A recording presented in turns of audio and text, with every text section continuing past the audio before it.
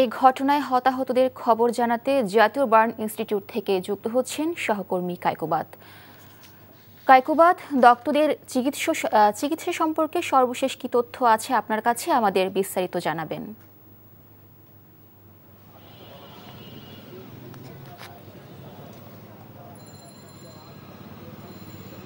মিলি, গতকাল মাইলস্টোনের বিমান ঘটনায় চিকিৎসা সহায়তা দেওয়ার জন্য যে সিঙ্গাপুরের চিকিৎসক দল এসেছে তারা কিন্তু গতকাল মধ্যরাতে এসে পৌঁছেছেন। আর আজকে কিন্তু কিছুক্ষণ পরে কিন্তু তারা এখানে আসবেন বলে, অর্থাৎ জাতীয় বার্ন ইনস্টিটিউটে আসবেন বলে আমরা জানতে পেরেছি। তারা কিন্তু এখানকে যে চিকিৎসা সেবা চলছে তা দেখবেন, এমনকি তাদের পরামর্শ দেবেন। একসাথে আরেকটি তথ্য জানিয়ে কি, গতকাল রাতে কিন্তু নাফি নামের 9 বছরের আরেকটি শিশু মারা গিয়েছে, অর্থাৎ মৃত্যুর মিছিলটা কিন্তু আরেকটু লম্বা হলো, 31 থেকে এখন 32-এ গিয়ে দাঁড়ালো।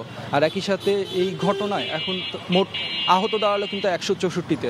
আর আমরা যতদূর জানতে পেরেছি এখন এখানে অর্থাৎ বার্ন ইনস্টিটিউটে এই মুহূর্তে ভর্তি আছেন 43 জন রোগী এই ঘটনায়, মাইলস্টোনের ঘটনায়, আর যার মধ্যে 11 জন আশঙ্কাজনক যারা আইসিইউতে ভর্তি আছেন। আর শুধুমাত্র এই হাসপাতালটিতেই কিন্তু 11 জনের মৃত্যু হয়েছে এই ঘটনায়। একই সাথে ঢাকা মেডিকেলে কিন্তু 1 জনের মৃত্যু হয়েছে, অর্থাৎ এই জায়গায় কিন্তু 12 জন, আর টোটাল কিন্তু 32 জনের মৃত্যু হয়েছে এখানে।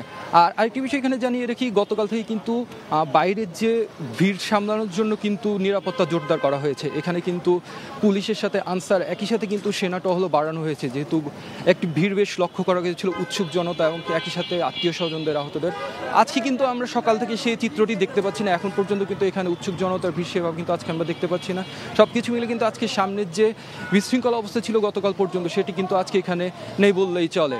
আর এখন পর্যন্ত আমার কাছে এই ছিল সর্বশেষ। মিলে দর্শক, জানছিলাম দগ্ধদের চিকিৎসার খবর।